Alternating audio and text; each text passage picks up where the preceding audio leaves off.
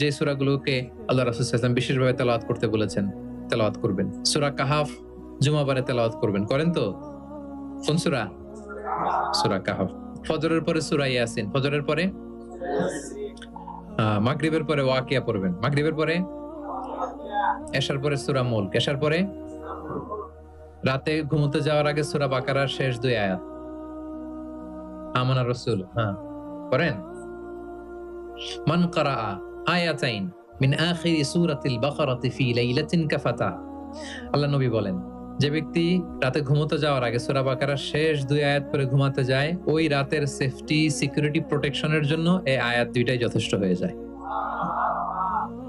সূরা বাকারার শেষ 2 আয়াত পড়বেন, 3 কুল পড়বেন, 3 কুল, কুল আস-সালাসা, 3 কুল, কুল হুয়াল্লাহু আহাদ, কুল আউযু বিরাব্বিল ফালাক, কুল আউযু বিরাব্বিন নাস, 3 কুল পড়বেন ফজরের পরে, মাগরিবের পরে, বিছানায় ঘুমোতে যাওয়ার আগে। আল্লাহ রাসূল সাল্লাল্লাহু আলাইহি ওয়াসাল্লাম এগুলো পরে হাতে ফু দিতেন, লম্বা একটা ফু দিয়ে সারা শরীরে এরকম মেসেজ করতেন, মাস্তাতা, যতটুকু সম্ভব হয়। তাহলে এটা special protection from your Lord. শয়তানের বিপরীতে, ব্ল্যাক ম্যাজিক, জাদু টোনা বানের বিপরীতে প্রোটেকশন নিলেন কার কাছ থেকে? এই ওজিফাগুলো পালন করবেন। যদি করেন আপনার জীবন প্রশান্তিময় হবে, আপনার জীবনের সব হতাশা দূর হবে, ডিপ্রেশন দূর হবে, আসমানি প্রশান্তি নেমে আসবে ইনশাআল্লাহ। প্রিয় নবীজি কিভাবে তেলাওয়াত করতেন আমরা শুনি। আমরা তো রমাদানে তেলাওয়াত করতেছি আলহামদুলিল্লাহ। আচ্ছা, আল্লাহ রাসূল সাল্লাল্লাহু আলাইহি ওয়া আলিহি ওয়াসাল্লাম তারতিলের সাথে তেলাওয়াত করতেন। তারতিল, ওয়ারাত্তিলিল কুরআনা তারতিলা, তোমরা তারতিলের সাথে তেলাওয়াত করো। তারতিলের মধ্যে 2টা জিনিস থাকতে হয়, এক হচ্ছে ধীরে ধীরে, 2 হচ্ছে স্পষ্ট ভাবে। রিপিট, আবারও বলছি, তারতিল হচ্ছে ধীরে ধীরে পড়বেন, আবার স্পষ্ট, তখন এটা তারতিল হবে। আমাদের বাংলাদেশে আলহামদুলিল্লাহ 1 দশক ধরে আমি বলে এসেছি যে তারাবির সালাতে খুব ধীরে পড়তে হবে, কোরআনের হক আদায় করে তারতিলের সাথে। আলহামদুলিল্লাহ অনেক বলার পরে এখন অনেক মসজিদে আলহামদুলিল্লাহ মসজিদ কমিটি সচেতন হয়েছে, ভালো কারীরা, হাফেজরা তারা খুব ধীরস্থির ভাবে পড়ায়। তারপরেও গ্রাম বাংলায় বা অনেক এলাকার মসজিদে এখনো এমন ভাবে কোরআন তেলাওয়াত করা হয় দ্রুত খতম দেওয়ার জন্য, এটা কোরআনের সাথে এক প্রকার বেয়াদবি হয়ে যায়। ইভেন মালয়েশিয়াতে অথবা ইন্দোনেশিয়াতে কোনো এক জায়গায় আমি একটা ভিডিও দেখলাম যে এমন ভাবে রুকুর উপরে সেজদা, আল্লাহু আকবার, সামি আল্লাহ, মানে 30 সেকেন্ডসে 2 রাকাত শেষ। আল্লাহ রাসূল সাল্লাল্লাহু আলাইহি ওয়াসাল্লাম 2 রাকাত পড়তে তাহাজ্জুদের নামাজে কত সময় নিতেন আমরা একটু দেখব। এইভাবে কিন্তু কোরআন তেলাওয়াত করতে নিষেধ করা হয়েছে, বরং আল্লাহ বলেছেন ওয়ারাত্তিলিল কুরআনা তারতিলা, কোরআনটা তারতিলের সাথে তোমরা তেলাওয়াত করো। আল্লাহ রাসূল সাল্লাল্লাহু আলাইহি ওয়াসাল্লাম এভাবেই পড়তেন, ধীরে ধীরে স্পষ্টভাবে। ইয়ামুদ্দু বিহা সাওতাহু মাত্তান, টেনে টেনে পড়তেন। আলহামদুলিল্লাহি রাব্বিল আলামিন, এই দেখেন টেনে পড়লাম।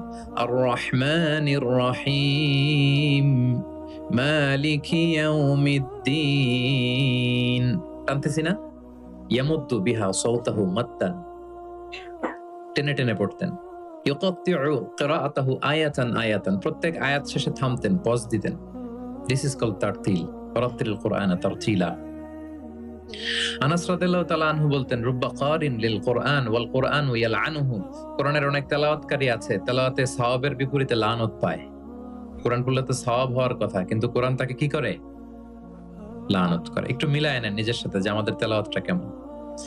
আচ্ছা, তাহলে রাসূল সাল্লাল্লাহু আলাইহি ওয়াসাল্লাম তারতিলের সাথে তেলাওয়াত করতেন, পাশাপাশি তিনি খুব সুমধুর কণ্ঠে তেলাওয়াত করতেন এবং তিনি আদেশ করতেন, যায়িনুল কুরআনা বিআসওয়াতিকুম, তোমরা তোমাদের গলায় যে আল্লাহ তাআলা সুর দিয়েছেন ওই সুর দিয়ে কোরআন তেলাওয়াত করো। যার যতটুকু সুর আছে, সবার হয়তো অত সুরেলা হবে না, যতটুকু, প্রত্যেকের একটা সুর আছে না নাই বলেন? যতটুকুই দিয়েছে আল্লাহ তাআলা আপনার গলায় সুর, ওই সুরটাকে ব্যবহার করে আপনি কোরআন তেলাওয়াত করবেন। রাসূল সাল্লাল্লাহু আলাইহি ওয়াসাল্লাম সুর দিয়ে কোরআন পড়তেন এবং তিনি বলেছেন, লাইসা মিন্না মান লাম ইয়াতাগান্না বিল কুরআন, আমার যে উম্মত সুর করে কোরআন পড়ে না সে কবু আমার উম্মত হতে পারে না, সুর করে পড়তে হবে। বারা ইবনে আযিব রাদিয়াল্লাহু তাআলা আনহু বলেন যে আমি একবার দেখলাম এশার নামাজের সময় তারা রাসূলুল্লাহ ফিল ইশাই বিত্তিনি ওয়াজ যাইতুন, মানে ওয়াত্তিনি ওয়াজ যাইতুন ওয়া তুরি সিনিন, এই সূরাটা দিয়ে রাসূল সাল্লাল্লাহু আলাইহি ওয়াসাল্লাম দেখলাম একবার এশার নামাজের ইমামতি করতেছেন। বারা ইবনে আযিব রাদিয়াল্লাহু তাআলা আনহু তিনি বলতেছেন এবং তিনি বলেন, ফামা সামিআতু আহাদান আহসানা সাওতাম মিন, আমার জীবনে এত সুরেলা কণ্ঠের অধিকারী কোন মানুষের তেলাওয়াত আমার জীবনে আমি শুনি নাই। বারা ইবনে আযিব রাদিয়াল্লাহু তাআলা আনহু, রাসূল সাল্লাল্লাহু আলাইহি ওয়াসাল্লামের একজন সাহাবী, তিনি বলেন এশার নামাজে দেখলাম সূরা আত-তিন দিয়ে তিনি নামাজের ইমামতি করছেন। এত সুমধুর ছিল নবীজির কণ্ঠ, আমি আমার জীবনে এত সুমধুর কণ্ঠের তেলাওয়াত শুনি নাই। না জানি প্রিয় নবীজি কত সুমধুর কণ্ঠে তেলাওয়াত করতেন, আমরা তো শুনতে পারি নাই। এবং রাসূল সাল্লাল্লাহু আলাইহি ওয়াসাল্লামের সুমধুর কণ্ঠের তেলাওয়াত শুনে মানুষ তো মুসলিম হয়েছেই, অনেক জিনও মুসলমান হয়েছে। অনেক জিন, মক্কার যারা গণক ছিল তারা জিন দিয়ে গণনার কাজ করত। জিনদেরকে উপরে পাঠাতো, ফেরেশতারা কি কনভারসেশন করে এগুলো শুনে আসতো, এগুলো এসে গণকদেরকে বলতো, গণকরা এগুলো বলে বলে মক্কায় বিভিন্ন ধরনের সংশয় তৈরি করত। কিন্তু যখন কোরআন নাজিল হওয়া শুরু হলো, আকাশের নিরাপত্তা জোরদার করা হলো, এখন আর জিনেরা উপরে যেতে পারে না। উপরে গেলে আগুনের গোলা ছোড়া হয় ওদের গায়ে। এবার জিনেরা একটা মিটিং বসলো, তারা বলতেছে ঘটনা কি, আগে তো অনেক ফেরেশতাদের কথা শুনে এসে গণকদের বলে দিতে পারতাম, এখন তো এই সুযোগটা নাই, ঘটনা কি, হোয়াট হ্যাপেন? নিশ্চয়ই পৃথিবীতে এমন নতুন কিছুর আগমন ঘটেছে যেটার প্রভাবে ঊর্ধ্ব জগতের নিরাপত্তা বলয়কে আরো মজবুত করা হয়েছে। কি সেটা খোঁজো। খুঁজতে খুঁজতে খুঁজতে খুঁজতে একদল জিন রাসূল সাল্লাল্লাহু আলাইহি ওয়াসাল্লাম উকাজের এক বাজারের দিকে যাচ্ছিলেন। ইন দ্য মেইন টাইম ফজরের সালাতে তিনি নামাজের ইমামতি করছেন। ওই সময়ে একদল জিন পাশ দিয়ে যাচ্ছিল। হঠাৎ তারা দাঁড়িয়ে থমকে দাঁড়ালো, দেখে যে আল্লাহ রাসূল সাল্লাল্লাহু আলাইহি ওয়াসাল্লাম কোরআন তেলাওয়াত করতেছেন। এই কোরআনের বাণী তারা কখনো শুনে নাই। তারা শুনে অবাক, এবং এই তথ্য নিয়ে জিনদের সর্দারের কাছে যেয়ে বলল, ঘটনা তো এটার কারণে এখন আকাশের নিরাপত্তা বেশি, আমরা আর উপরে যেতে পারি না। তারা যেয়ে বলল যে আমরা ঈমান এনে ফেলছি ওই নবীর উপর, ইন্না সামি'না কুরআনান আজাবা ইয়াহদি ইলা রুশদি ফাআমান্না বিহ। তারা বলল যে আমরা কি আজীব কোরআন শুনে আসলাম, যেটা সত্যের এবং হেদায়েতের দিকে পথ দেখায়, এবং ওয়ালান নুশরিকা বিরাব্বিনা আহাদা, আমাদের রবের সাথে আমরা শিরক করব না, আমরা আর মুশরিক থাকবো না, আমরা ঈমান এনে ফেললাম। তাহলে আল্লাহ রাসূল সাল্লাল্লাহু আলাইহি ওয়াসাল্লামের সুমধুর কণ্ঠের তেলাওয়াত শুনে শুধু মানুষ নয়, বরং জিনেরাও ইসলাম ধর্ম গ্রহণ করেছে। আল্লাহ রাসূল সাল্লাল্লাহু আলাইহি ওয়াসাল্লাম তেলাওয়াতের মাঝখানে মাঝে মাঝে খুব কান্না করতেন। বিশেষ করে রাতের নামাজে কান্না ভেজা কণ্ঠে তেলাওয়াত করতেন। আমরা কি করি? অর্থই তো বুঝতে পারতেছি না, কোথায় কাঁদবো আর কোথায় একটু আনন্দ পাবো। দেখবেন যে কাবা ঘরের ইমামরা যখন জান্নাতের আয়াত আসে, একটা ভিন্ন মাকামে পড়ে, যে মাকামের মধ্যে একটা খুশি প্রাণবন্ত একটা ভাব। আবার জাহান্নামের আযাবের আয়াত যখন আসে, তখন কান্নার মাকামে পড়ে, এবং এমন ভাবে ডুকরে ডুকরে কাঁদে, মুসল্লিরাও কাঁদে। আল্লাহ রাসূল সাল্লাল্লাহু আলাইহি ওয়াসাল্লাম মাঝরাতে যখন কিয়ামুল লাইল, তাহাজ্জুদ এগুলো পড়তে দাঁড়াতেন, দীর্ঘ সময় কোরআন পড়তেন। এত দীর্ঘ সময় পা ফুলে যেত, হাত্তা তাতাফাত্তারা কাদামা, পা দুটো ফুলে মোটা হয়ে যেত, এরকম দীর্ঘ সময় দাঁড়িয়ে থাকতেন। আম্মা জান আয়েশা রাদিয়াল্লাহু তাআলা আনহা বলতেন, ইয়া রাসূলুল্লাহ, আপনার তো আগের পরের সব গুনাহ মাফ, আদতে ওনার তো কোনো গুনাহই নেই, নবীরা তো মাসুম, নিষ্পাপ, তারপরও আপনি রাত জেগে এত কষ্ট কেন করেন? আল্লাহ রাসূল সাল্লাল্লাহু আলাইহি ওয়াসাল্লাম বলেছেন, আফালা উহিব্বু আন আকুনা আবদান শাকুরা। আয়েশা, আমি কি শুকরগুজার বান্দা হব না? আমার আল্লাহ আমাকে ক্ষমার ঘোষণা দিয়েছে, ঠিক আছে, কিন্তু আমি কি শুকরগুজার হব না? আমার রোলটা তো আমি প্লে করব, আমার সর্বোচ্চ তো উজাড় করে আমি আমার রবের সামনে পেশ করব। মাঝরাতে তিনি দীর্ঘ সময় দাঁড়িয়ে তেলাওয়াত করতেন, পা ফুলে যেত। মাঝে মাঝে একটি আয়াত পড়ে থামতেন, সে আয়াত নিয়ে ভাবতেন, কাঁদতেন, বারবার কাঁদতেন, পড়তেন, তার দাড়ি ভিজে যেত। প্রতিটি আয়াত তিনি অনুভব করতেন হৃদয় দিয়ে, তার হৃদয়কে নাড়া দিত। এভাবে তিনি তেলাওয়াত করতেন। এক সাহাবী বর্ণনা করেন, একবার আল্লাহ রাসূল সাল্লাল্লাহু আলাইহি ওয়াসাল্লামকে আমি রাতের সালাতে দেখলাম, এমন ভাবে তিনি কাঁদছেন, ওয়ালি জাওফিহি আযীরুন কাআযীরিল মিরজালি মিনাল বুকা। গরম পানি ফুটাতে দিলে ডেকের ভেতরে গরম পানির যেরকম টকবকে উতলে ওঠার একটা শব্দ, এরকম উতলে ডুকরে ডুকরে কান্নার একটা শব্দ আমি শুনতে পেলাম। এভাবে তিনি কাঁদছিলেন। যেদিন বদরের যুদ্ধ, তার আগের রাতে আলী রাদিয়াল্লাহু তাআলা আনহু বলেন, সেনাবাহিনীর ছাউনির মধ্যে সব সাহাবারা, 313 জন সাহাবা, সবাই রাতে ঘুমাচ্ছে একটু এনার্জি নেওয়ার জন্য, সকালে যুদ্ধ শুরু হবে। কিন্তু আমি দেখলাম সবাইকে ঘুম পাড়িয়ে আল্লাহ রাসূল সাল্লাল্লাহু আলাইহি ওয়াসাল্লাম নামাজে দাঁড়িয়ে কাঁদছেন। সব সাহাবারা ঘুমিয়ে আছে, কিন্তু আমি খেয়াল করে দেখি যে রাসূল সাল্লাল্লাহু আলাইহি ওয়াসাল্লাম ঘুমান নেই, গাছের নিচে দাঁড়িয়ে তিনি সারা রাত ব্যাপী কান্না করছেন আর তেলাওয়াত করছেন। এভাবে তিনি কোরআনকে ফিল করতেন। আমাদের আয়েশা বলেন রাতে এত কাঁদতেন মাঝে মাঝে তেলাওয়াত করতে করতে, হাত্তা বাল্লা হাজারা, জামা ভিজে যেত, হাত্তা বাল্লা লিহিয়াতা, দাড়ি ভিজে যেত, হাত্তা বাল্লাল আরদা, যেখানে সেজদা দিতেন জমিন ভিজিয়ে দিতেন কাঁদতে কাঁদতে। এবং রাতের সালাতে দীর্ঘ তেলাওয়াত করতেন। কিন্তু জামাতের নামাজ আবার অপেক্ষাকৃত সংক্ষিপ্ত করতেন, এটা সুন্নাহ। কারণ জামাতের নামাজ তো আর আমি একা পড়ছি না, আমার পেছনে অসুস্থ, বয়স্ক, সিনিয়র সিটিজেন, মুসাফির, ট্রাভেলার অনেকে থাকতে পারে। জামাতের সুযোগ পেলে আপনি শর্টকাট করবেন, মিনিমাম স্ট্যান্ডার্ডে শেষ করে দেবেন। কিন্তু একা যখন নামাজের সুযোগ পাবেন, আপনার নফল নামাজ, আপনার কিয়ামুল লাইল, তখন কি করবেন? ফালিউ তাওবিল মা শাআ, যত লম্বা মনে চায়। আমরা ভুল করি অনেকে, একা একা নামাজ পড়ার সময় তাড়াহুড়ো করে ফেলি। ইমামতির সুযোগ পাইছি তখন বিশাল লম্বা কেরাত, অপোজিট, মানে ভুল করে ফেলছি আমরা, এটা করব না। আমার এই ছোট্ট ভিডিওটা আমি আমার সোশ্যাল মিডিয়া হ্যান্ডেলে শেয়ার করেছিলাম। দেখলাম যে বাংলাদেশে শিক্ষিত সচেতন লোকজন অনেক এপ্রিসিয়েট করেছে। অনেক সময় এমন হয় যে প্রচন্ড রোদ, জুমার সালাতে পাঁচতলা মসজিদ ভরে, বারান্দা, রাস্তার মধ্যে। আমার অনেক সময় এমন হয়েছে যে সফরে আমি ফ্লাইট ধরবো, রাস্তায় জুমাতে আমি অংশগ্রহণ করেছি। প্রচন্ড রৌদ্র, দাঁড়ানো যায় না, আবার ঝড় বৃষ্টি। এতগুলো মানুষ যে এখানে নামাজ পড়বে, এখানে যদি আপনি লম্বা কেরাত করেন তাহলে তো কষ্ট হয়ে যাবে মানুষের। একবার আল্লাহ রাসূল সাল্লাল্লাহু আলাইহি ওয়াসাল্লাম নামাজ একটু বেশি ছোট করে ফেললেন, সংক্ষিপ্ত করে। সাহাবারা বললেন, ইয়া রাসূলুল্লাহ, এত তাড়াতাড়ি নামাজ শেষ করলেন, এত তাড়াতাড়ি তো করতে দেখি না। তখন রাসূল সাল্লাল্লাহু আলাইহি ওয়াসাল্লাম বললেন, আমি যখন নামাজে ছিলাম, উইমেন প্রেয়ার্স এরিয়া, যেটা মানে মদিনার নারীরা তো পেছনে দাঁড়াতো, তিনি বললেন ওখান থেকে আমি একটা ছোট্ট বাচ্চার কান্নার আওয়াজ শুনতে পেলাম। আমার মনে হচ্ছিল ওই বাচ্চাটাকে সামলাতে বাচ্চাটার মায়ের বড্ড কষ্ট হয়ে যাচ্ছে, ওই মায়ের যাতে একটু কষ্ট কম হয় এজন্য নামাজটা আমি একটু শর্ট করে দিয়েছি। দেখেন, মানে অন্যের প্রতি সহানুভূতি এটা আমাদের মধ্যে নাই, যে আমার ভাইয়ের একটু সুবিধা হোক, আমার বোনদের একটু সুবিধা হোক, আমার কমিউনিটির একটু সুবিধা হোক, এইটা আমরা ফিল করি না। তিনি যখন একা সালাত পড়তেন অনেক লম্বা,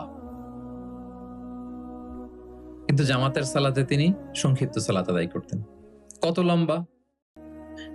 হুযায়ফা ইবনুল ইয়ামান রাদিয়াল্লাহু তাআলা আনহু, নাম শুনেছেন ওনার? হুযায়ফা মদিনার গোয়েন্দা বিভাগের প্রধান ছিলেন, হেড অফ ডিটেকটিভ ব্রাঞ্চ, আল্লাহ রাসূল সাল্লাল্লাহু আলাইহি ওয়াসাল্লামের গোয়েন্দা বিভাগের প্রধান। উনি এমন কিছু কথা কাউকে বলতেন না, কিন্তু শুধু হুযায়ফাকে বলতেন। মদিনায় মোট কতজন মুনাফিক ছিল আল্লাহ রাসূল সাল্লাল্লাহু আলাইহি ওয়াসাল্লাম জানতেন, কাউকে বলেননি, শুধু হুযায়ফাকে বলেছিলেন। এজন্য ওমরে ফারুক রাদিয়াল্লাহু তাআলা আনহু যখন খলিফা, তিনি যখন দেখতেন কেউ মারা যেত, হুট করে ইমামতি করতে যেতেন না, আগে দেখতেন যে ওই কাতারে হুযায়ফা আছে কিনা। যদি দেখতেন যে হুযায়ফা আছে, উনি ইমামতি করতেন। হুযায়ফাকে এদিকে না দেখলে অন্য কাউকে দায়িত্ব দিয়ে দিতেন। এবং ওমরে ফারুক রাদিয়াল্লাহু তাআলা আনহু এত মুত্তাকি সাহাবী ছিলেন, একবার হুযায়ফা ইবনুল ইয়ামানের কাছে যেয়ে বলে যে, হুযায়ফা, আমি তো জানি না মদিনাতে কতজন মুনাফিক ছিল, এর নামগুলো তো রাসূল তোমাকে বলেছে, তুমি একটু আমাকে বলো যে আমি ওমরের নামটা আবার ওই লিস্টে আছে কিনা।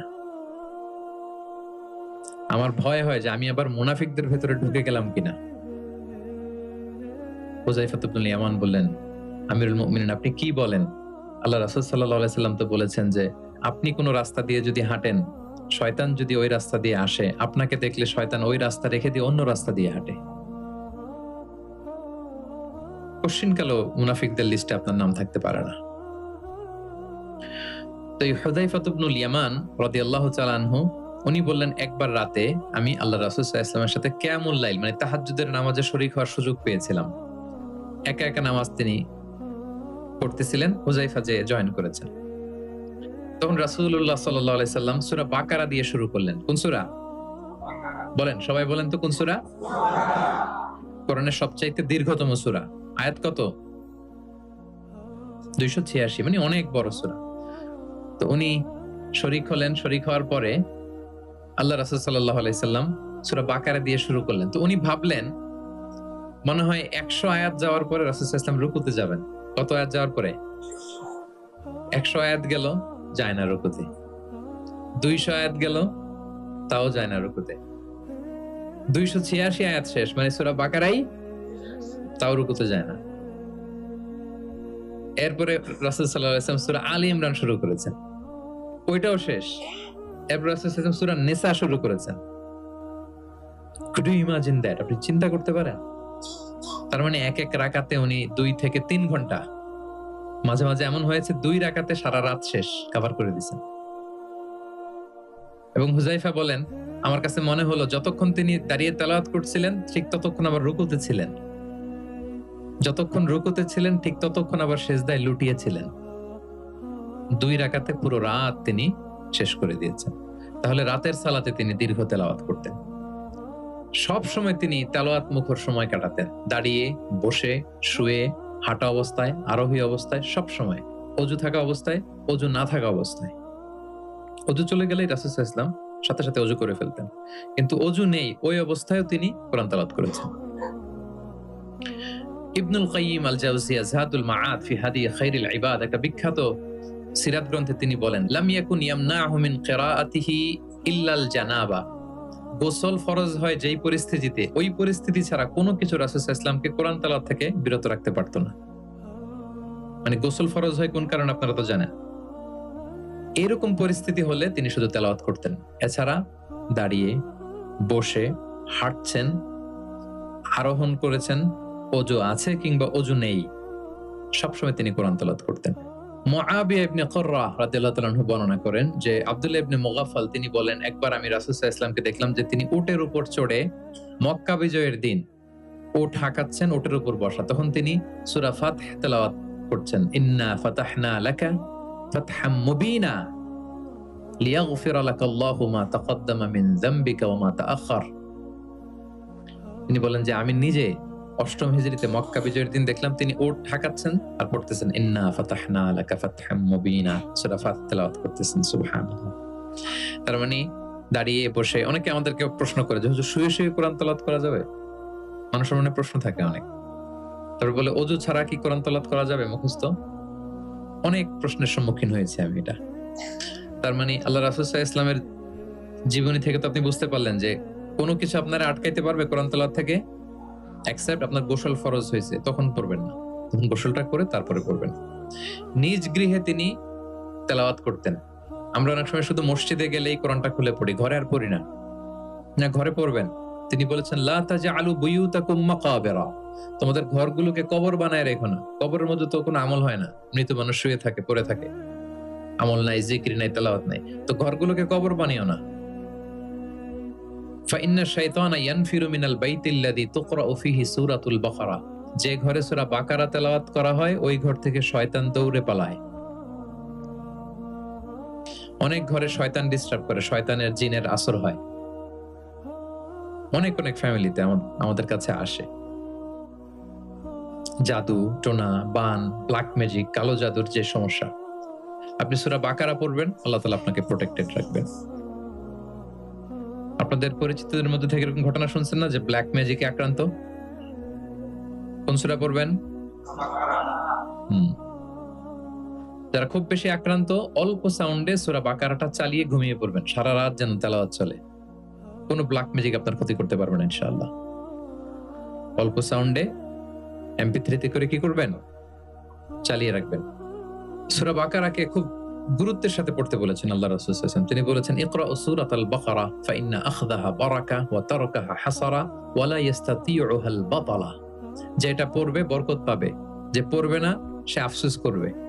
আর যে এটা আত্মস্থ করবে, পড়বে, ওয়ালা তাস্তাতিউহাল বাতালা ইয়ানি আস-সাহারা, ম্যাজিশিয়ান, কোন ম্যাজিশিয়ানের ম্যাজিক তার উপর কাজ করবে না, কোন ব্ল্যাক ম্যাজিক তার কাছে কিছুই করতে পারবে না। এজন্য ঘরে ঘরে কোন সূরা? সূরা বাকারা। এই বাকারার মধ্যে একটা স্পেশাল আয়াত আছে, 255 নম্বর আয়াত, যেটাকে বলা হয় আয়াতুল কুরসি। এটা রেগুলার পড়বেন প্রত্যেক ফরজ সালাতের পরে। মান ক্বারা আয়াতাল কুরসি দুবরা কুল্লি সালাতিন মাকতুবাতিন লাম ইয়ামনাহু মিন দুখুলিল জান্নাতি ইল্লাল মাউত। প্রত্যেক ফরজ সালাতের পরে যে ব্যক্তি আয়াতুল কুরসি তেলাওয়াত করবে ওই ব্যক্তির জান্নাতে প্রবেশের ক্ষেত্রে আর কোনো বাধা থাকে না, একটা জিনিস ছাড়া, মৃত্যু। লোকটা মরে না তাই জান্নাতে যায় না, মরলেই জান্নাতি। প্রত্যেক ফরজ সালাতের পরেই আপনারা পড়বেন। যারা পড়েন কন্টিনিউ করবেন, আর যারা পড়েন না মনে রাখবেন, নোটে রাখেন, যেটা আমরা রেগুলার ওয়াজিফা বানাবো। ইট শুড বি রেগুলার ওয়াজিফা। আল্লাহ রাসূল সাল্লাল্লাহু আলাইহি সাল্লাম তিনি বলেছেন যে 7 কেরাতের যেটা দিয়ে সহজ লাগে সেটা দিয়ে তেলাওয়াত করতে পারবো, মানে ফ্লেক্সিবিলিটি আছে। আমরা এটা একটু একাডেমিক আলোচনা হয়ে যায়, তারপরে বলে রাখি, আমরা যে তেলাওয়াতটা করি বা কোরআন পড়ি, এটা রিওয়ায়াত হাফসান আসিমের তেলাওয়াত করি আর কি। এছাড়াও আরো অনেকগুলো 7টা কেরাত আছে, এগুলো যারা ইলমুল কেরাতে যারা মাহের তারা জানে। তো সেগুলো দিয়ে আপনি তেলাওয়াত করতে পারবেন, ফ্লেক্সিবিলিটি আছে। হ্যাঁ, এটার পরে আরেকটা বিখ্যাত কেরাত আছে ওয়ারশের কেরাত, রিওয়ায়াত ওয়ারশান নাফিআ, এরকম কুম্বুলের কেরাত আছে, এরকম অনেকগুলো কেরাত আছে। এই কেরাত আপনি পড়তে পারবেন। যেমন আরো সহজ করে বলি, আমরা যেমনি পড়ি ওয়াদ-দুহা ওয়াল লাইলি ইযা সাজা, আরেকটা মুতাওয়াতির সনদের এরকম কেরাত আছে, তারা পড়ে ওয়াদ-দুহি। আমরা পড়ি কি ওয়াদ-দুহা, ওই কেরাতে কি পড়ে ওয়াদ-দুহি। আমরা পড়ি ওয়াল লাইলি ইযা সাজা, ওরা পড়ে ওয়াল লাইলি ইযা সাজে। আমরা পড়ি ইহদিনাস সিরাতাল মুস্তাকিম, তারা বলে ইহদিনাজ সিরাতাল মুস্তাকিম। আমরা পড়ি মালিকি ইয়াউমিদ্দিন, এরা পড়ে মালিকি ইয়াউমিদ্দিন। এরকম কিছু পার্থক্য আছে। তো ওই কেরাতগুলোও সহিহ মুতাওয়াত্তির সনদে আসছে। আল্লাহ রাসূল সাল্লাল্লাহু আলাইহি ওয়াসাল্লাম বলেন 7 কেরাতের যেটা দিয়ে সহজ লাগে তোমরা পড়ো। যেমন বাংলা ভাষা একটা, এর মধ্যে আঞ্চলিকতা আছে না? নোয়াখালীর এরাও বাংলা বলে কিন্তু একটু ভিন্ন, সিলেটের ভাইরা একটু ভিন্ন, চট্টগ্রামের এরা বাংলাই তো বলে নাকি? চট্টগ্রামের লোকরা কোন ভাষায় কথা বলে? ফার্সিতে? বাংলা, কিন্তু আপনি হয়তো বুঝবেন না, এমন এমন শব্দ আপনি বুঝবেন না, কিন্তু তারা প্রত্যেকেই বাংলা বলে। তো একই আরবির মধ্যেও অনেক আঞ্চলিকতা আছে। এই 7টা আঞ্চলিকতায় কোরআন নাজিল হয়েছে। রাসূল সাল্লাল্লাহু আলাইহি ওয়াসাল্লাম বলেন যেটা সহজ লাগে পড়ো। তো একবার হিশাম বিন হাকিম বিন হিজাম উনি একবার সূরা ফুরকান পড়তেছেন এমন একটা কেরাতে, যেই কেরাত ওমর রাদিয়াল্লাহু তাআলা আনহু শোনেন নাই। উনি তো আবার খুব রাগী ছিলেন, ইসলামের কোন রুল ভায়োলেট হয়েছে দেখলে তাৎক্ষণিক অ্যাকশন নিতেন, ডাইরেক্ট অ্যাকশন নিতেন। তো উনি ভাবছে যে কোরআনকে বোধহয় সে বিকৃত করে পড়ছে, এই কেরাতটা ওনার আবার জানা ছিল না। উনি ধরে চাদর ধরে টেনে হিচড়ে রাসূল সাল্লাল্লাহু আলাইহি ওয়াসাল্লামের কাছে নিয়ে আসছে, বলছে ইয়া রাসূলুল্লাহ দেখেন কিভাবে কোরআনকে বিকৃত করে। তো আল্লাহ রাসূল সাল্লাল্লাহু আলাইহি ওয়াসাল্লাম বললেন ওমর শান্ত হও, আগে তাকে ছাড়ো। ওমর রাদিয়াল্লাহু আনহু ছাড়লেন। রাসূল সাল্লাল্লাহু আলাইহি ওয়াসাল্লাম বললেন আরসিলহু ইকরা, এই ওমর রাখো, ছাড়ো, আচ্ছা পড়ো কিভাবে পড়ছো। তো হিশাম বিন হাকিম বিন হিজাম তেলাওয়াত করে শোনালেন সূরা ফুরকান। রাসূল সাল্লাল্লাহু আলাইহি ওয়াসাল্লাম বললেন হাকাযা উনজিলাত, কোরআন তো এভাবেও নাজিল হয়েছে। আচ্ছা ওমর তুমি কিভাবে জানো?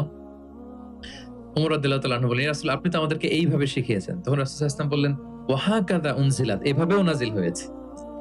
উনজিলাল কুরআনু আলা সাবআতি আহরুফ, আরবি ভাষা 7টা ডায়ালেক্টে, 7 ডায়ালেক্টে কোরআন নাজিল হয়েছে। ফাকরাউ মা তায়াসসারা মিন, যেটা দিয়ে সহজ লাগে। ওয়াদ-দুহা পড়লেও হবে, দুহে পড়লেও হবে, হ্যাঁ সবটাই পড়তে পারবেন।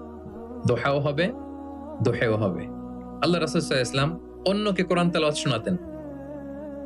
উবাই ইবনে কাব রাদিয়াল্লাহু তাআলা আনহুকে বললেন ইন্নাল্লাহা আমারানি আন আকরা আলাইকাল কুরআন, হে উবাই আল্লাহ তাআলা আমাকে আদেশ করেছেন আমি নবী যেন তোমার কাছে কোরআন শোনাই। উবাই ইবনে কাব বললেন আল্লাহু সাম্মানি, নবীজি আপনি বলেন কি আল্লাহ আমার নাম ধরে বলছে? মানে খুশিতে বাকবাকুম, আনন্দে আত্মহারা, শিহরিত, ইয়া রাসূলুল্লাহ আমি উবাইয়ের নামটা ধরে আল্লাহ বলছেন? আল্লাহ রাসূল সাল্লাল্লাহু আলাইহি ওয়াসাল্লাম বললেন নাম, তোমার নাম ধরে বলেছেন। আল্লাহ তাআলা আমাকে বলেছেন আমি যেন সূরা বাইকিনা লাম ইয়াকুনিল্লাযীনা কাফারু, এই সূরাটা যেন আমি তোমার সামনে শোনাই। ফাযারাফাত আইনাহু, তিনি কাঁদতে আরম্ভ করলেন শুনে, কারণ ওনার নাম ধরে যদি আল্লাহ তাআলা বলেন এটা ওনার জন্য কত বড় প্রেস্টিজিয়াস এবং সৌভাগ্যের একটা ব্যাপার। তাহলে অন্যকে কোরআন শোনাতেন। আচ্ছা, আবার আল্লাহ রাসূল সাল্লাল্লাহু আলাইহি ওয়াসাল্লাম মাঝে মাঝে অন্যদের থেকে শুনতেন, অন্যের কণ্ঠে কোরআন শোনারও একটা আনন্দ আছে, কি বলেন? ইবনে মাসউদ রাদিয়াল্লাহু তাআলা আনহুকে একবার বললেন ইকরা, ইবনে মাসউদ একটু কোরআন তেলাওয়াত করো তো। তো তিনি বললেন আকরা ওয়া আলাইকা উনজিল, হে নবী আপনার সামনে দাঁড়িয়ে আমি এত বড় স্পর্ধা আমি তেলাওয়াত করব, আপনার উপর আকাশ থেকে কোরআন নাজিল হয়। আল্লাহ রাসূল সাল্লাল্লাহু আলাইহি ওয়াসাল্লাম বললেন ইন্নী উহিব্বু আন আসমাআহু মিন গায়রি, আমি তোমাদেরকে শোনাতে যেমনি পছন্দ করি তোমাদের থেকে শুনতেও পছন্দ করি। তিনি সূরা নিসা তেলাওয়াত করে শোনালেন। কেন শুনলেন? আব্দুল্লাহ ইবনে মাসউদের থেকে, কারণ আল্লাহ রাসূল সাল্লাল্লাহু আলাইহি সাল্লাম টার্গেট করেছিলেন যে আব্দুল্লাহ ইবনে মাসউদ এই উম্মার কোরআনের টিচার হবে। কি হবে? মানে যার যেদিকে মেধা আল্লাহ রাসূল সাল্লাল্লাহু আলাইহি ওয়াসাল্লাম ওই প্রতিভা ওইদিকে কাজে লাগাতেন। যার যেদিকে মেধা, এই যে বললাম হুযায়ফা ইবনুল ইয়ামান গোয়েন্দা বিভাগের প্রধান, কেন জানেন? তার এই দিকে আগ্রহ বেশি।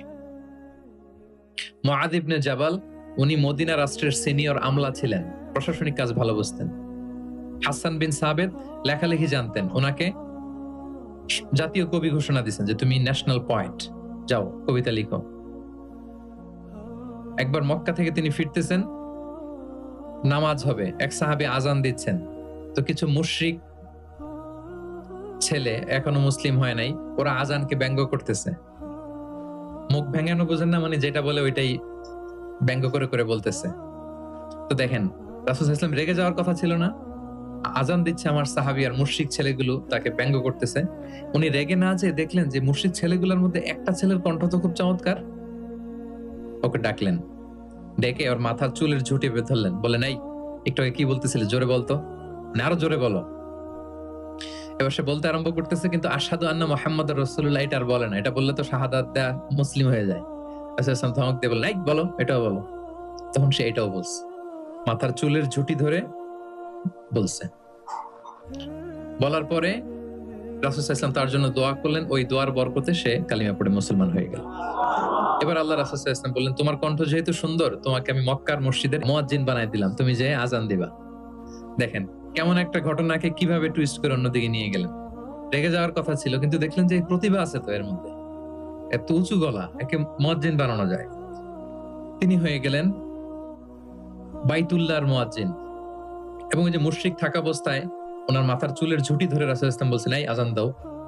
ওই যে রাসূল সাল্লাল্লাহু আলাইহি ওয়াসাল্লামের বরকতের হাত মাথার চুলে লেগেছিল, উনি মৃত্যুর আগ পর্যন্ত ওই চুলগুলো আর কাটেন নাই কোনোদিন।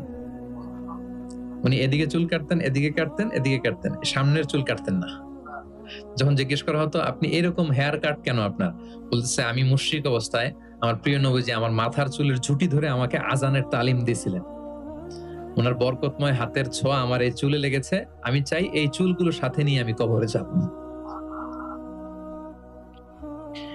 এবং ওই চুলগুলোর সাথেই ওনাকে কবর দেয়া হয়েছে। ওই চুলগুলোকে উনি পেঁচিয়ে একটা পাকড়ির মতো করে, বড় হয়ে গেছে তো অনেক, এটা পেঁচিয়ে পাকড়ির মতো করতেন, এরপরে উনি টারবান পড়তেন, পাগড়ি পড়তেন।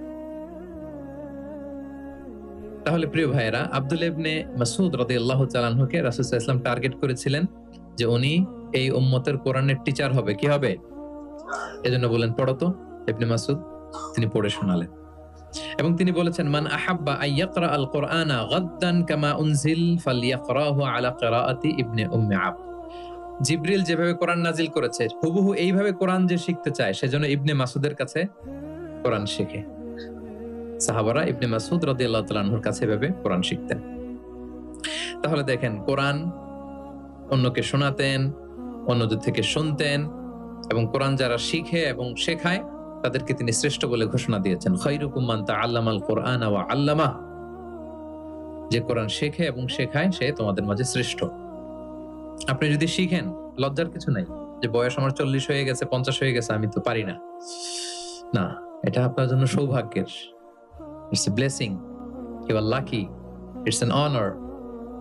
আল্লাহ যে সুযোগ দিয়েছেন আপনি শিখবেন, কোরআন শোনাবেন। আপনি যদি শোনান আপনি শ্রেষ্ঠ, যিনি আপনাকে শোনায় সেও শ্রেষ্ঠ। মানে এমন এক মেকানিজম, কোরআন শিখলেও সে শ্রেষ্ঠ, আবার যে শেখায় সেও শ্রেষ্ঠ। তো আমরা এই অ্যাক্টিভিটিজ এর সাথে যেন জড়িত থাকি। এবং কারো সুন্দর কণ্ঠ দেখলে আল্লাহ রাসূল সাল্লাল্লাহু আলাইহি ওয়াসাল্লাম প্রশংসা করতেন। আবু মুসা আল-আশআরী রাদিয়াল্লাহু তাআলা আনহু একবার মসজিদে নববীতে তেলাওয়াত করতেছিলেন, আল্লাহ রাসূল সাল্লাল্লাহু আলাইহি ওয়াসাল্লাম পাশ দিয়ে যাচ্ছেন। আরেক বর্ণনা আছে ওনার ঘরে তেলাওয়াত করতেছিলেন, উনি রাতে ওনার বাসার পাশ দিয়ে যাচ্ছেন। হঠাৎ কান লাগিয়ে শুনলেন এত সুন্দর গলা, তিনি বুঝতে পারলেন এটা আমার আবু মুসা আল-আশআরীর কণ্ঠ। তো সকালবেলা ফজরের পরে আবু মুসাকে ডেকে বললেন, আবু মুসা, লাকাদ উতিতা মিজমারান মিন মাযহামিরি আলি দাউদ। দাউদ নবীর গলায় আল্লাহ যে সুরের ঝংকার দিয়েছেন, এই উম্মতের মধ্যে তোমার গলায় আল্লাহ সে সুরের লোহরী ঢেলে দিয়েছেন। তাও মুসা বলে, ইয়া রাসূলুল্লাহ, আমি তো কখনো আপনার সামনে তেলাওয়াত করিনি, আপনি কি করে বুঝলেন? তো রাসূল সাল্লাল্লাহু আলাইহি ওয়াসাল্লাম বলেন, গত রাতে তোমার ঘরের পাশ দিয়ে যাচ্ছি, তোমার তেলাওয়াত শুনে আমি থমকে দাঁড়িয়েছি, যতক্ষণ পড়েছো আমি শুনেছি। আবু মুসা আল-আশআরী তো অবাক করেন, বলেন, ইয়া রাসূলুল্লাহ, আপনি দাঁড়িয়ে আমার তেলাওয়াত শুনেছেন, এটা যদি জানতাম আমি যে আরো কত সুর করে পড়তাম, আমি যে আরো কত সুর দিয়ে পড়তাম, ফজর পর্যন্ত পড়তাম। দাউদ আলাইহিস সালাম নবীদের মধ্যে সবচেয়ে সুরেলা গলার নবী ছিলেন। ওনার উপরে জাবুর কিতাব নাজিল হয়েছিল। আকাবা একটা উপসাগর আছে জর্ডানে, আমি এবার জর্ডান ভিজিটে দেখে এসেছি। আকাবা উপসাগরের তীরে বসে তিনি যখন জাবুর তেলাওয়াত করতেন, আকাবা উপসাগরের মাছগুলো সব চলে আসতো তেলাওয়াত শুনতে, এত সুর ছিল ওনার গলায়। তো নবী আলাইহিস সালাম বলেন যে দাউদ নবীর গলায় যে সুর দিছে, আমার সাহাবীদের মধ্যে আল্লাহ তোমার গলায় সেই সুর ঢুকাই দিছে। সুবহানাল্লাহ। তো নবী যদি প্রশংসা করে একজন সাহাবীর তেলাওয়াতের, ওনার কেমন লাগবে বলেন তো? হ্যাঁ, ভালো লাগবে। তিনি তেলাওয়াতের প্রশংসা করতেন এভাবে। তিনি রমাদানে সবচেয়ে বেশি তেলাওয়াত করতেন, যে সময়টা আমরা কাটাচ্ছি। আমরা কোন মাস কাটাচ্ছি এখন? সাইয়্যিদুশ শুহুর, 12 মাসের মধ্যে শ্রেষ্ঠতম মাস। এই মাসে সবচেয়ে তেলাওয়াত করতেন। আম্মা জান আয়েশা রাদিয়াল্লাহু তাআলা আনহা বলেন, লা আ'লামু রাসূলুল্লাহি সাল্লাল্লাহু আলাইহি ওয়াসাল্লামা ক্বরাআল কুরআনা কুল্লাহু ফি লাইলাতিন কাত্তু গায়রা রমাদান। রমজান ছাড়া কোন মাসে মানে এক রাতে পুরো কোরআন পড়ে ফেলছেন এরকম আমি দেখিনি। শুধু রমাদানেই দেখেছি এত তেলাওয়াত করতে। এবং বছরব্যাপী যা নাজিল হতো, আল্লাহ রাসূল সাল্লাল্লাহু আলাইহি সাল্লাম রমাদানে সেটা রিভাইজ করতেন। এবং রমাদানের প্রতি রাতে জিবরিল আলাইহিস সালামের সাথে রাসূল সাল্লাল্লাহু আলাইহি সাল্লামের মিটিং হতো প্রতি রাতে। তার মানে 30 দিনে কয়টা মিটিং? 30টা মিটিং। কি হতো এই মিটিং এ? সারা বছর যা নাজিল হয়েছে রাসূল সাল্লাল্লাহু আলাইহি সাল্লাম জিবরিল আলাইহিস সালামকে সেটা শোনাতেন, আবার জিবরিল আলাইহিস সালাম রাসূল সাল্লাল্লাহু আলাইহি সাল্লামকে শোনাতেন, দুই পক্ষ থেকে। আর যে বছর আল্লাহ রাসূল সাল্লাল্লাহু আলাইহি সাল্লাম ইন্তেকাল করেছিলেন, ওই বছর পুরো কোরআনটা দুইবার জিবরিল আলাইহিস সালাম আল্লাহ রাসূল সাল্লাল্লাহু আলাইহি সাল্লামকে শুনিয়েছেন, আবার আল্লাহ রাসূল সাল্লাল্লাহু আলাইহি সাল্লাম দুইবার জিবরিল আলাইহিস সালামকে শুনিয়েছেন। আজকে থেকে নিয়ত করেন, আমরা শোনাবো। আপনি ভাবিকে শোনাবেন, ভাবি আপনাকে শোনাবে, আপনি আপনার মেয়েকে শোনাবেন, আপনার মেয়ে আপনাকে শোনাবে, যে সূরাটাই পারেন। ঘরটা একটা কোরআনময় ফ্যামিলি হবে আমাদের ফ্যামিলিটা, কি বলেন? এরকম বরকতময় ফ্যামিলি আমরা চাই না? এবং সাহাবাদেরকে উদ্বুদ্ধ করতেন বিভিন্ন সূরার ফজিলতের কথা বলে বলে, যে এটা এই সূরা পড়ো, এই ফজিলত। একবার উবাই ইবনে কাব রাদিয়াল্লাহু তাআলা আনহুকে বললেন, আতুহিব্বু আন উআল্লিমাকা সূরাতান লাম ইয়ানজিল ফিত তাওরাত ওয়ালাল ইনজিল ওয়ালা যাবুর। হে উবাই, তুমি কি চাও যে আমি তোমাকে এমন একটা সূরা শিখাবো যেটার মতো মর্যাদাপূর্ণ সূরা তাওরাতেও নাই, ইনজিলেও নাই, জাবুরেও নাই, কোথাও নাই, এত মর্যাদাপূর্ণ? তিনি বললেন, বালা ইয়া রাসূল, অবশ্যই শিখাবেন। তখন আল্লাহ রাসূল সাল্লাল্লাহু আলাইহি ওয়াসাল্লাম বলেন, সেই সূরাটা তুমি নিজেই জানো। সেটা কি? সেটা হচ্ছে কাইফা তাকরাউ ফিস সালাত। তুমি নামাজে কোন সূরা পড়ো, মানে কোন সূরা ছাড়া নামাজ হয় না বলেন তো? সূরা ফাতিহা। আল্লাহ রাসূল সাল্লাল্লাহু আলাইহি ওয়াসাল্লাম বললেন, এই সূরা ফাতিহা এটা যেন তেন কোনো সূরা নয়, এর মতো মর্যাদাপূর্ণ সূরা তাওরাত, জাবুর, ইনজিল কোথাও আসেনি। ইন্নাহা লাহিয়া সাবউল মাসানি ওয়াল কুরআনুল আযীম। এটা নিত্য পাঠনীয় সপ্তবাক্য। সূরা ফাতিহায় মোট কয়টা বাক্য? 7টা। সবাই বলেন কয়টা? এটা বলে সাবউল মাসানি, মানে সব সময় পড়া হয় এমন 7টা বাক্য। ওয়ালাকাদ আতাইনাকা সাবআম মিনাল মাসানি ওয়াল কুরআনুল আযীম। এটা সব সময় পড়তে হয়। আবু হুরায়রা রাদিয়াল্লাহু তাআলা আনহু বলেন যে আল্লাহ রাসূল সাল্লাল্লাহু আলাইহি ওয়াসাল্লাম একবার আমাদেরকে উৎসাহ দিয়ে বললেন যে একটা সূরা আছে, এই সূরার 30টা আয়াত। এই সূরা যদি কেউ তেলাওয়াত করে, এই সূরা কিয়ামতের দিন এই তেলাওয়াতকারীর পক্ষে আল্লাহর কাছে সুপারিশ করবে, এমনকি তর্ক করবে, যতক্ষণ আল্লাহ তাআলা তেলাওয়াতকারীকে জান্নাতি হিসেবে ঘোষণা না দেয়। বলেন তো কোন সূরা এটা? সূরা মুলক। অনেক মানুষ, আলহামদুলিল্লাহ শতাধিক মানুষ দেশে বিদেশে এয়ারপোর্টে আমাকে দেখা হলেই বলে যে শেখ, আপনার সূরা মুলকের তাফসীর শুনে আমি সূরা মুলক মুখস্থ করেছি। আলহামদুলিল্লাহ, আমার সৌভাগ্য। অনেকে বলে যে সাইয়্যিদুল ইস্তিগফার আপনার আলোচনা থেকে শুনে মুখস্থ করেছি।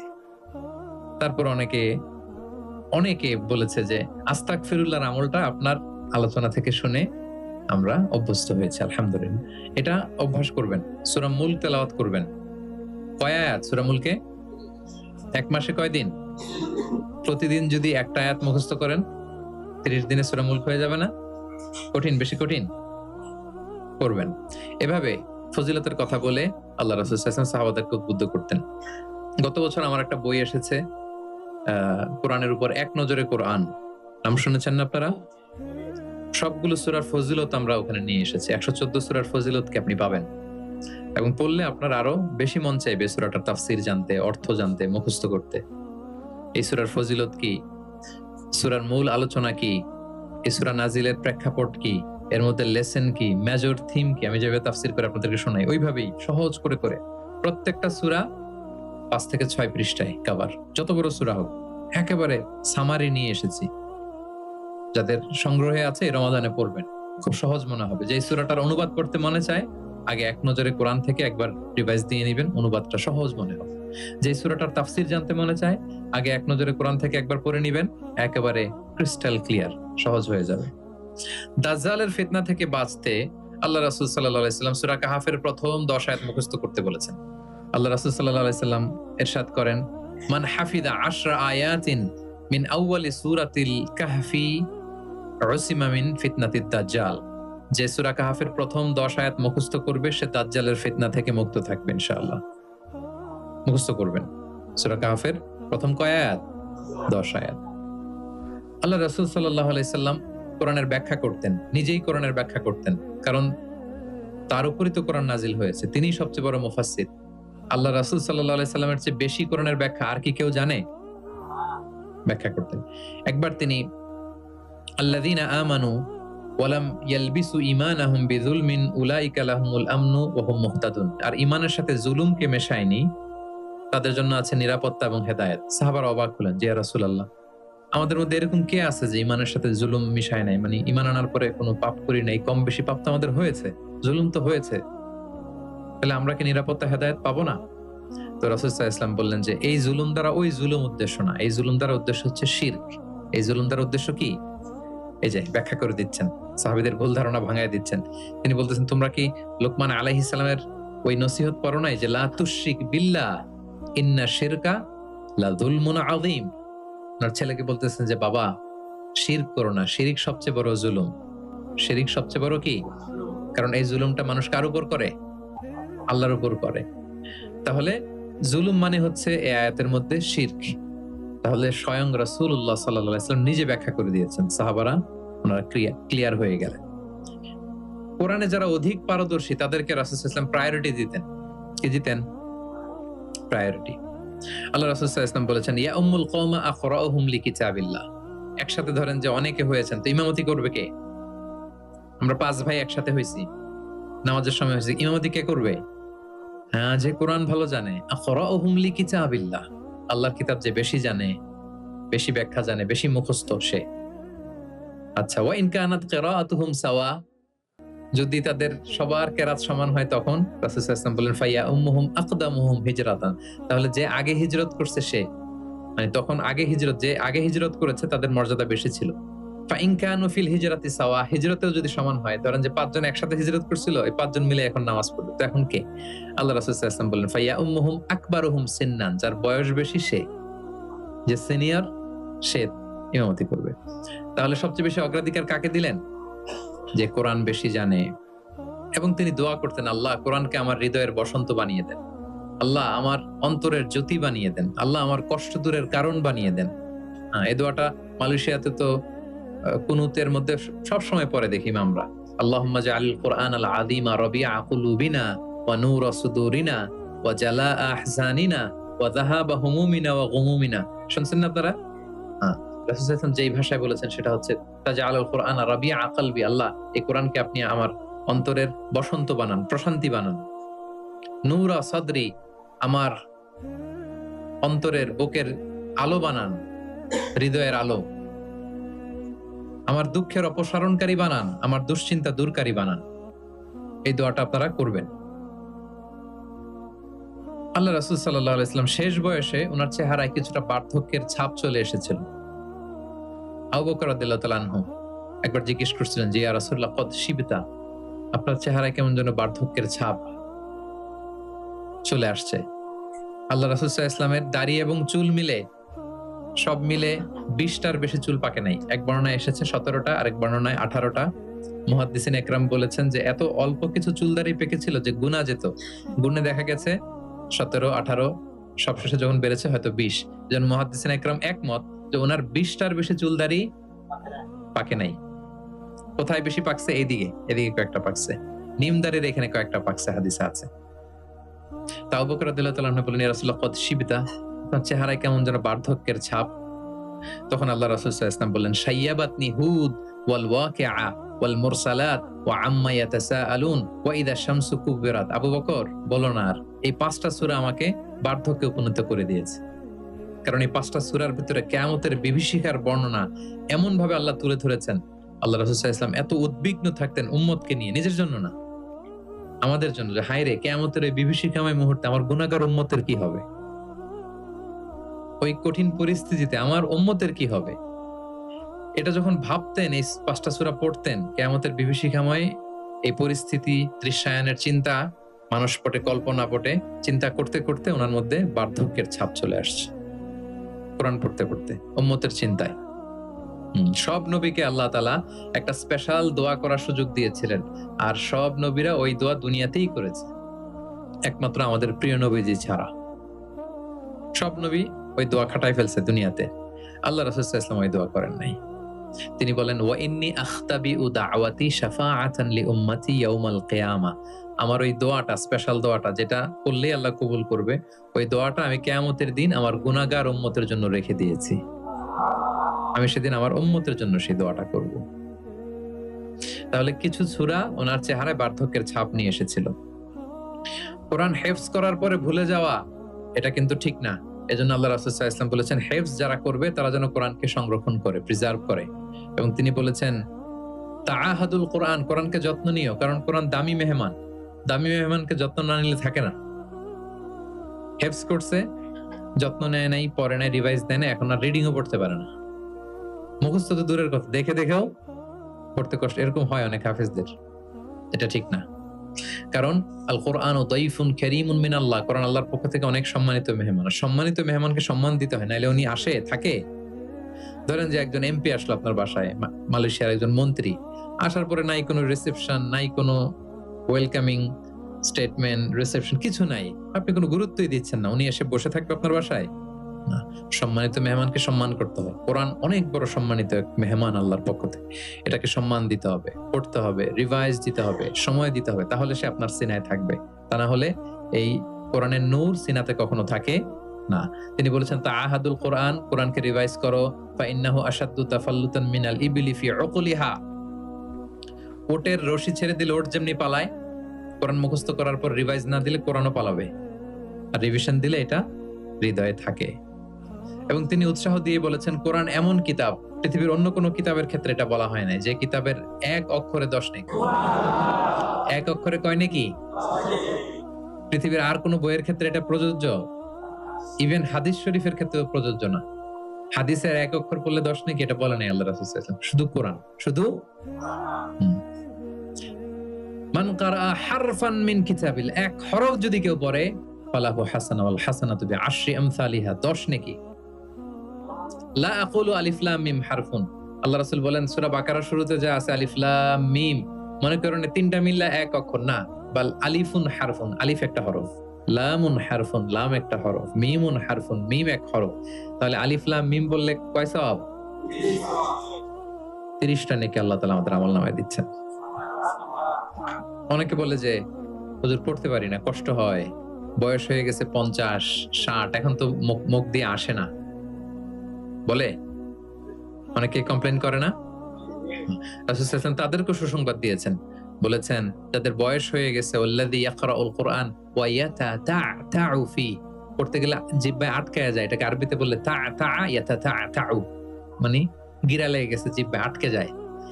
তো যার আটকে যায়, কষ্ট হয়, যদি সে কোরআন পড়ে, ফালাহু আজরান, তার ডাবল সওয়াব।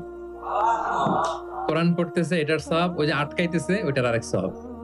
কষ্ট হচ্ছে যে, শাকুন আলাইহি লাহু আজরান, তার ডাবল সওয়াব। এবার বলেন, কষ্ট হইলে কি পড়া বন্ধ করে ফেলবেন? তো কি করবেন?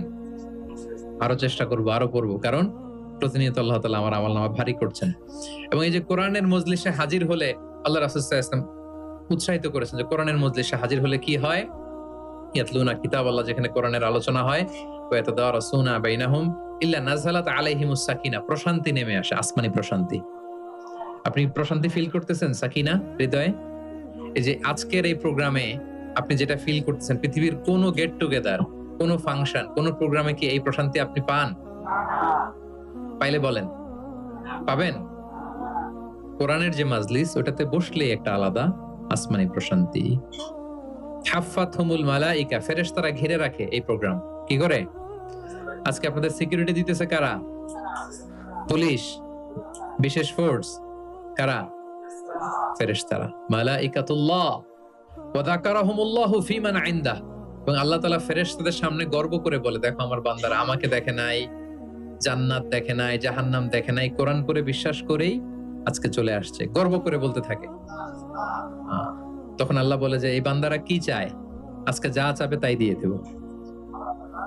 যেন ইফতারের পূর্ব মুহূর্তে দোয়া কবুলের একটা মাহেন্দ্রক্ষণ, আমরা যেন এই সময়টাকে কাজে লাগাই, আমরা আল্লাহর কাছে দোয়া করব। আর এত এত ফজিলতের পরেও যারা কোরআন পড়ে নাই তাদের নসিবে কি থাকবে বলেন? আল্লাহ রাসূল সাল্লাল্লাহু আলাইহি ওয়াসাল্লাম তাদের বিরুদ্ধে স্বয়ং মামলা দায়ের করবেন, যার সুপারিশ ছাড়া আমরা জান্নাতের চেহারা দেখব না। ওই নবী তার বিরুদ্ধে দাঁড়াবে। ওয়াকালা রাসূলু ইয়া রাব ইন্না কওমি ইত্তাখাযু হাযাল কুরআনা মাহজুরা। তিনি কিয়ামতের দিন বলবে, আল্লাহ আমার এই উম্মত কোরআনকে পরিত্যক্ত করেছে, ইগনোর করেছে, বর্জন করেছে, পড়ে নাই। বছরের পর বছর গেছে, কোরআনটা হাতে নেয় নাই, কোরআনের একটা পাতা খুলে দেখে নাই। একের পর এক রমাদান সে পেয়েছে, কোরআনকে কোনোদিন সে তেলাওয়াত করে নাই, পাঠ করে নাই। আচ্ছা বলেন, যেই নবীর সুপারিশ ছাড়া আমরা জান্নাতে যাওয়া কল্পনাও করতে পারি না, ওই নবী যদি আপনার বিরুদ্ধে মামলা দায়ের করে, তাহলে তো জান্নাত ফকফকা একেবারে, নাকি? জান্নাতের রাস্তা ক্লিয়ার না? ইম্পসিবল, অসম্ভব। খবরদার প্রিয় ভাইয়ারা, একটু রিভাইজ করেন কোরআনের সাথে আমাদের সম্পর্ক কেমন, প্রিয় নবীজির সম্পর্ক কেমন তো আমরা শুনলাম। আমরা একটু দেখি যে আসলে আমাদের সম্পর্ক কেমন। আমরা নিজেরা শোনাই কিনা অন্যকে, অন্য থেকে শুনি কিনা, রাত্রিবেলা তেলাওয়াত করার সময় কান্না করি কিনা, চেষ্টা করি কিনা, অর্থ পড়ি কিনা, তাফসির পড়ি কিনা, কোরআন অনুযায়ী জীবনটা গড়ি কিনা, আমল করি কিনা, একটু নিজের সাথে নিজে বোঝাপড়া করেন। তাহলে আল্লাহ রাসূল সাল্লাল্লাহু আলাইহি ওয়া আলিহি ওয়াসাল্লাম যেভাবে কোরআনের সাথে নিজের সম্পর্ক করেছেন, আমরা ওইভাবে নিজেদের সাথে কোরআনের সম্পর্ক করতে চাই। কি বলেন? চাই কি চাই না? এই রমাদানে আমাদের সময়গুলো কোরআনময় হোক, আমরা চাই। ধীরস্থির ভাবে পড়বেন। আজকে তো আমরা বললাম কিভাবে পড়বেন, 4G গতিতে নাকি 5G স্পিডে, তার তিলের সাথে স্পষ্ট ভাবে ধীরে ধীরে। অনেকে কোরআনের খতম তুলতে যায়, কোরআনের খতম দেয়া ফেলায়, লানত করবে কোরআন তাদের প্রতি। এটা করবেন না আমার প্রিয় ভাই, ধীরস্থির ভাবে তেলাওয়াত করুন, কোরআনের বঙ্গানুবাদ পড়ুন। এক নজরে কোরআন এটা আমরা তৈরি করেছি, এরকম বই বাংলা ভাষায় হয় নাই। বাংলায় মাশাআল্লাহ অনেক অনুবাদ হয়েছে আলহামদুলিল্লাহ, অনেক বাংলায় তাফসির হয়েছে আলহামদুলিল্লাহ, কিন্তু কোরআনের সার নির্যাস আসে নাই। ইংরেজিতে আমি পেয়েছি, আরবিতে কিছু বই পেয়েছি, কিন্তু বাংলায় হয় নাই। অনেক সাধনার ফসল এটা, হাতে নিলে বুঝতে পারবেন যে কি শ্রম দেয়া হয়েছে এটাতে, সহজ করে আপনাকে বুঝায় দেওয়া হবে, সেটা পড়বেন।